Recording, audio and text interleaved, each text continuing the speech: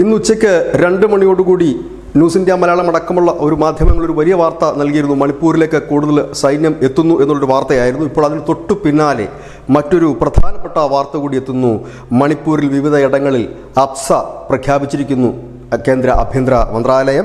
അതായത് സായുധ സേനയ്ക്ക് പ്രത്യേക അധികാരം നൽകുന്ന നിയമമാണ് അപ്സ. 1980 മുതൽ അപ്സ നിലനിന്നിരുന്ന ഒരു സംസ്ഥാനമായിരുന്നു. അത് ഘട്ടം ഘട്ടമായി പിൻവലിച്ചു. നരേന്ദ്രമോദി സർക്കാർ അധികാരത്തിലേറി 2022 ആയപ്പോഴേക്കും മണിപ്പൂരിൽ ഏറെക്കുറെ അപ്സ പിൻവലിച്ചിരുന്നു. ഈ നിയമം അനുസരിച്ചിട്ട് സൈനിക ഉദ്യോഗസ്ഥർക്ക് ബലം പ്രയോഗിക്കാനും വെടിവെക്കാനും ഒക്കെ ഉള്ള പ്രത്യേക അധികാരം തന്നെയുണ്ട്. അതായത് അക്രമകാരികളെ കണ്ടു കഴിഞ്ഞാൽ ഉടൻ വെടിവെക്കാനുള്ള ഒരു നിയമം കൂടി ഇതിനകത്തുണ്ട്. ഈ അപ്സയ്ക്കെതിരെയൊക്കെ വലിയ പ്രതിഷേധങ്ങളൊക്കെ മണിപ്പൂരിൽ നടന്നിരുന്നെങ്കിൽ വീണ്ടും ആ അപ്സ തിരിച്ചു വരുന്നു.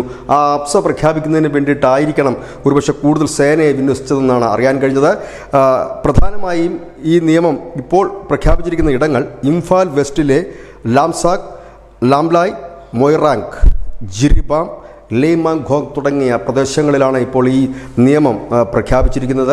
ഏതായാലും ശക്തമായ രീതിയിൽ ഒരു സമാധാനത്തിന് വേണ്ടിയിട്ട് ഒരു വലിയ നീക്കം നടത്തും എന്ന് കേന്ദ്രം ഇന്ന് പറഞ്ഞു. കൂടുതൽ സൈന്യത്തെ അയച്ചതിന് പിന്നാലെ കേന്ദ്രം പറഞ്ഞത് എത്രയും പെട്ടെന്ന് മണിപ്പൂരിൽ സമാധാനം എത്തിക്കേണ്ടതായിട്ടുണ്ട്, അതിന് നീട്ടിക്കൊണ്ടു പോകാൻ കഴിയില്ല.